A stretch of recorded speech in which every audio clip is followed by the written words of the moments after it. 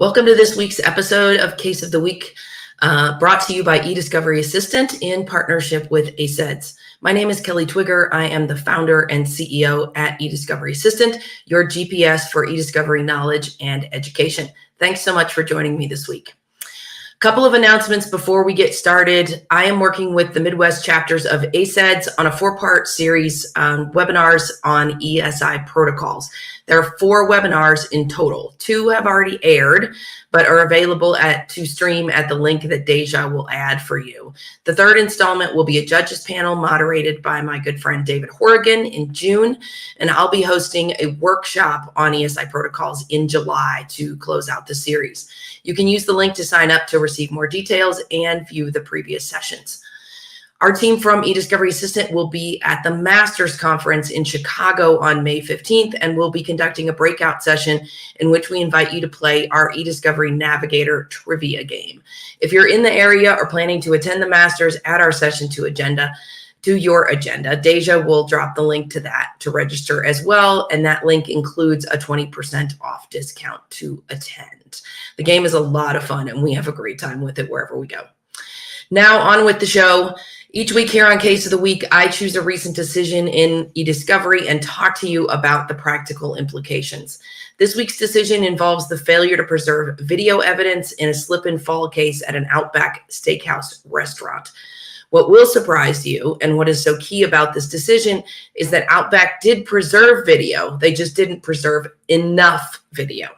This decision is one of a line of cases we are seeing on video evidence and the heightened awareness of it and the duty to preserve that follows the Rite Aid decision we covered on episode 121 on Case of the Week. All right, let's dive in. This week's decision comes to us from Nagy versus Outback Steakhouse.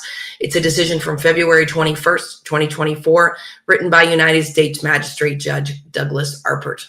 The issues for the case, as always, which we add to each decision in our eDiscovery Assistant database, include scope of preservation, bad faith, failure to preserve, failure to produce, spoliation, adverse inference, sanctions, and video.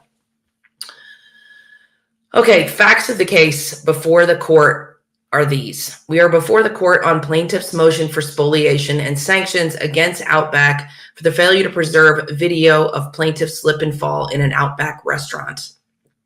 Plaintiff's motion also included allegations of the failure to produce an incident report, but that part of the motion was dismissed as the court found that there was no formal incident report produced at the time. Plaintiff's fall occurred in an Outback restaurant in Greenbrook, New Jersey, where she was having dinner with her husband and 2 friends. Plaintiff left the table to use the restroom, and she fell as she was walking through the restaurant. Paramedics were called, and the plaintiff was taken to the hospital in an ambulance. Testing showed that the plaintiff fractured her hip and femur. Ouch. The following day, a representative from Outback called plaintiff and learned she was waiting to go into surgery. The area in the restaurant in which plaintiff slipped and fell was directly outside of the restaurant's kitchen, where Outback servers entered and exited carrying trays of food and beverages.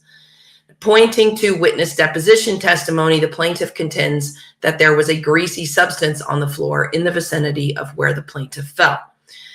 Outback's manager on duty that night testified that hosts are required to perform a bathroom check every 15 minutes, and that includes walking through the restaurant and inspecting the floor. Hosts and servers are also to inspect the floors as they perform their general duties. If the host or servers notice the substance on the floor, they are required to clean it up per restaurant policy. After the plaintiff's fall, per Outback's policy, the manager called to report the incident to Outback's insurance claims administrator, Gallagher Bassett. The manager answered questions from the claims administrator and was given a report number. He did not create a written report. Now, Outback had a video had a video camera in the restaurant trained right on where the plaintiff fell.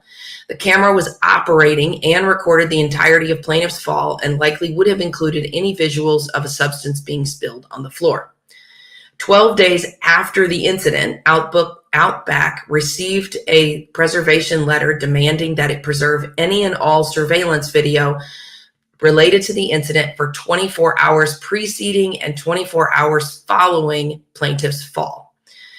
Data from Outback's, why can I not say that today? Outback's cameras are overwritten every 7 days, but until overwritten, Outback had the ability to save and preserve all of the video footage. According to the manager on duty that night, if an incident occurs at the restaurant, the manager on duty would be responsible for preserving surveillance footage, or if a preservation letter is received, the managing partner would be responsible. The manager testified that Outback does not have a policy requiring the manager on duty to preserve a particular amount of video footage when an incident occurs. He also testified he does not know if Outback has a retention policy. The manager did take steps to preserve some of the video from the time period following plaintiff's fall. First, he preserved a 19-second video clip of the actual incident and sent that to the insurance adjusters. The following day, the claims adjuster's office called and asked the manager for more video, and he preserved footage that was 27 minutes in length total. That included 5 minutes and 36 seconds before plaintiff's fall and about 22 minutes after the fall. Because Outback's surveillance camera operates on a 7-day loop, the remaining footage from that evening and day was overwritten 5 days before the preservation letter asking for Outback to keep video for the full day. Plaintiff's motion now asks the court to find that Outback is liable for spoliation for failing to preserve more of the video footage. So this is an unusual case, right? Usually we see that there's no video footage preserved at all. And so this is a situation where we're talking about the scope of preservation of the video footage. So what is the court's analysis here? Well, the court begins with the legal standard for spoliation, which, as we know, is the destruction or significant alteration of evidence or the failure to preserve property for another's use as evidence in pending or reasonably foreseeable litigation, which may give rise to sanctions pursuant to both the federal rules of civil procedure and the court's inherent authority. The court then looked to Federal Rules of Civil Procedure 37E for failure to preserve, which states that spoliation occurs where, quote, electronically stored information that should have been preserved in the anticipation or conduct of litigation is lost because a party fails to take reasonable steps to preserve it, and it cannot be restored or replaced through additional discovery. For the court to make a finding that spoliation occurred, plaintiffs bear the burden of showing that, one, ESI should have been preserved in anticipation or conduct of litigation. 2, that ESI was lost. 3, that the information was lost because the parties failed to take reasonable steps to preserve it. And 4, the information cannot be recovered elsewhere, restored, or replaced. The court also notes that under Rule 37E, there are 2 levels for spoliating ESI: a finding of prejudice to another party from the loss of the information and a finding that the party acted with the intent to deprive. Now, applying the facts to the rule, the court moved quickly to the key issue here, which really was whether Outback should have preserved more than 5 minutes of video footage from the time period immediately preceding the plaintiff's fall. Citing case law, the court found that determining whether a party had a reason to believe that the evidence in question would be required in litigation is governed by, quote, a flexible, fact-specific standard that allows a district court to exercise the discretion necessary to confront the myriad factual situations inherent in the spoliation inquiry, close quote. And that language here is key, and we're going to reference it later. The fact that plaintiff fell in Outback's restaurant and was taken away in an ambulance, and that Outback was aware of the severity of plaintiff's injuries and need for surgery made litigation reasonably foreseeable and triggered Outback's duty to preserve. The court also noted that Outback clearly anticipated litigation immediately, as Outback claimed that the record of information reported by Outback's manager on the day of the incident to its claims administrator was privileged because it was prepared in anticipation of litigation. Because litigation was foreseeable, the court found that Outback had a duty to preserve evidence that it knew or reasonably should have known would likely be requested in that litigation. Now, what's interesting here to me is that the court finds that Outback anticipated litigation instantly because it called the claims administrator and kept some video. But I think even without that fact here, given the severity of the plaintiff's injuries, that they found out the next day, that they would have reasonably anticipated litigation. And because that next day would have still been within the window of the 7 days for video to be retained, they would have still been able to preserve the entirety of the video from that event. But here comes the interesting part. The court found that Outback, a sophisticated business entity and experienced litigant working with an experienced claims administrator, should have known that more than 5 minutes of video footage prior to the plaintiff's fall would be relevant and would be requested by plaintiff in any potential litigation. Quote, Indeed, it is hard to imagine evidence that would be more pertinent to Ms. Nagy's claims in this case. The court agrees with plaintiffs that such footage would have been probative of issues such as whether a slippery substance was deposited on the floor and, if so, how long it was there, whether defendants had notice of a condition that could have caused Ms. Nagy's fall, and whether defendants' employees inspected the floor in accordance with Outback's policies. Under the circumstances here, the court finds that Outback had a duty to preserve the disputed video footage, close quote. So not only do we have a duty to preserve video, but the scope of that duty to preserve is in question. Now, keep in mind that quote from the court, right? It basically says, hey, if there was something on the floor that made her fall and that caused her injuries, this video would have shown it. And that's pretty key. That's going to be the best evidence that anyone can have, is actual factual evidence of what happened at the time. Continuing the analysis of Rule 37, the court found that the lost data could not be restored or replaced and rejected the idea that it could be replaced via witness testimony. The court noted that the surveillance camera was trained directly on the area where the plaintiff fell, and it made a continuous recording of all the activities in its frame. Per the court, quote, no witness or combination of witnesses had that perspective. Further, as one court has noted, the unbiased eye of a surveillance camera can lend credibility to one side's versions of an event when witness testimony conflicts.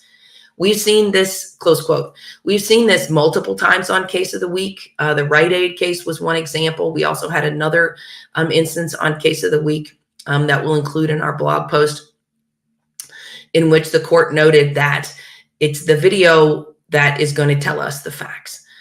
The court then turned to whether or not Outback failed to take reasonable steps to preserve the video. In doing so, the court reviewed the dockets of both the current district court and other courts, which showed that Outback had defended several similar cases and was not an unsophisticated litigant. Despite that, Outback provided no guidance to its manager on how much video footage to save. And the manager on duty that night testified that managers are, quote, not really given a time frame, close quote, as to how much video to preserve.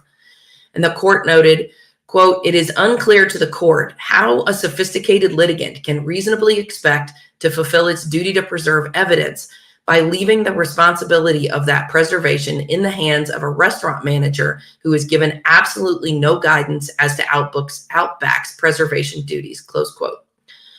The court also noted that saving the video footage would not have been burdensome and that Outback failed to take reasonable steps to prevent the automatic overwriting of the relevant video footage. The court then turned to whether Outback acted with the intent to deprive plaintiffs of the video footage and noted that, quote, because direct evidence of intent is typically not available, courts generally look to circumstantial evidence to infer a party's intent. Factors that may be considered include the timing of the destruction, whether there was selective preservation, and what preservation policies the party had in place, close quote. Well, just reading that language does not sound good for Outback. Reviewing the circumstances of the preservation, the court found that the circumstantial evidence supported the conclusion that defendants acted with the requisite intent to deprive plaintiffs of access to relevant video footage. And here are those bases. First, video from the day of the incident was reviewed and selectively preserved. Both preserved video clips were also reviewed by an experienced claims administrator. Second, preservation of the video was admittedly subjective and content-based, with the most relevant portion of the video, the time period before the incident, being the shortest portion of the clip. The court found that the video was preserved in the fact that the video was preserved in this manner, rather than, for example, based on a more objective standard of saving 30 minutes before the incident or 30 minutes after, weighed against Outback when it comes to the question of intent. Further, Outback assigned the task of saving the video footage to its restaurant manager, yet, as mentioned, it had no policy in place to guide the employee in the preservation of critical video evidence and instead relied solely on the manager's judgment. According to the court, quote, "The lack of guidance is troubling and failure to provide it appears to the court to be intentional, as Outback is no stranger to slip and fall litigation. At the time of the incident or immediately thereafter, Outback knew that the litigation was reasonably likely and was aware of the importance of preserving evidence.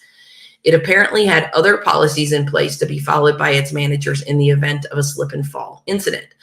Indeed, the manager was required to call a hotline to report the incident and to answer a series of questions, which, as noted below, Outback states was done in anticipation of litigation," close quote.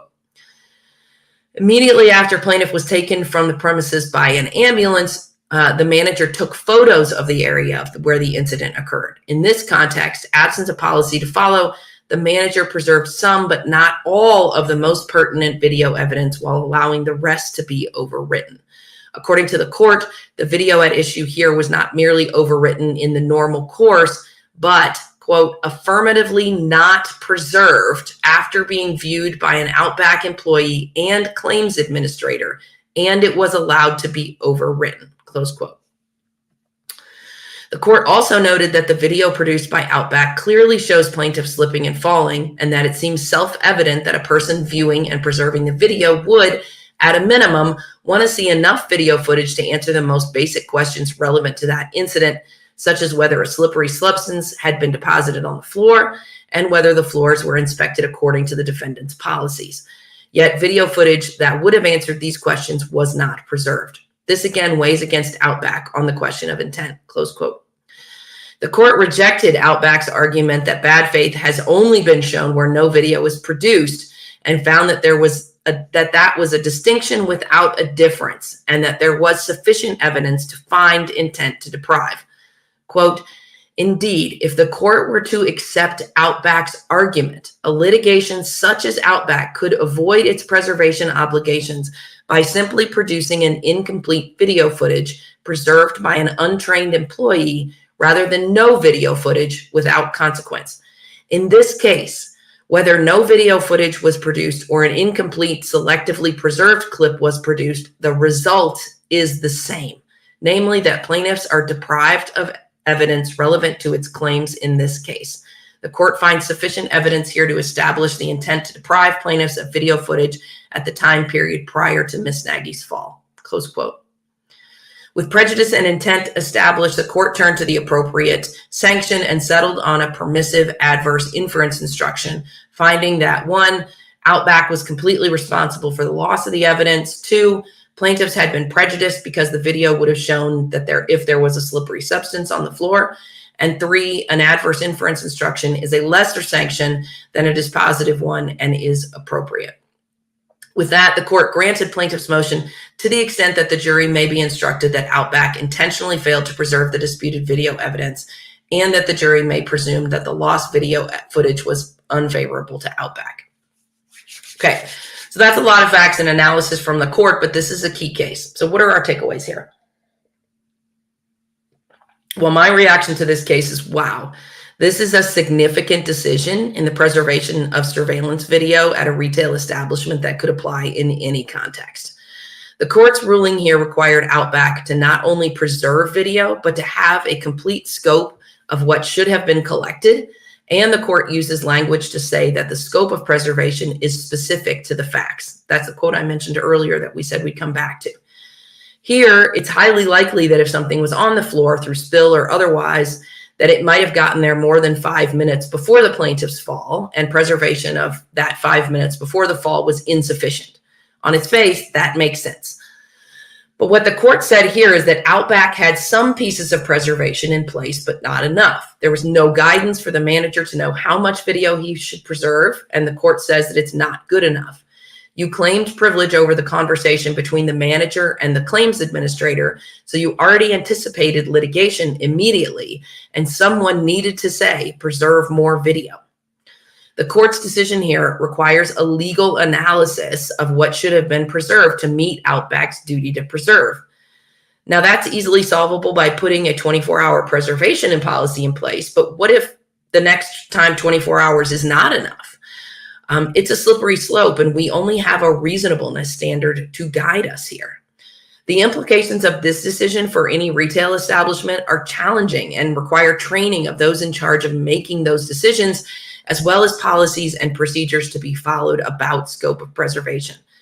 Turnover at restaurants happens regularly, and the pure logistics of having a process in place to preserve video and making a judgment about what to preserve is onerous at best. But what the court says here is that Outback is regularly engaged in this type of litigation, and it should have known. I wonder how this analysis changes if the restaurant is a single owner place with no history of litigation. Maybe they don't have any cameras at all, and this is mute. But what if they do? Do they have the same obligations as a serial litigant? The next issue is one that we started seeing a trend on in 2023, and we talked about in our 2023 case law report, that courts are finding intent to deceive under Rule 37E based on circumstantial evidence. There was no failure to preserve any video here. Rather, Outback's manager selectively preserved the incident and then more video at a claim administrator's request. He could have preserved more had he been asked, or had there been a policy to preserve something more, say, all 24 hours preceding the incident. But despite finding prejudice and intent to deceive, the court really lets Outback off here with a permissive inference instruction. If the loss of the evidence is so prejudicial and the court comes down harshly on Outback for its lack of guidance to the manager, will the adverse inference instruction that says the jury may presume that the lost video footage was unfavorable to Outback really combat that prejudice? I'd love to sit down with Judge Arpert here and have that conversation.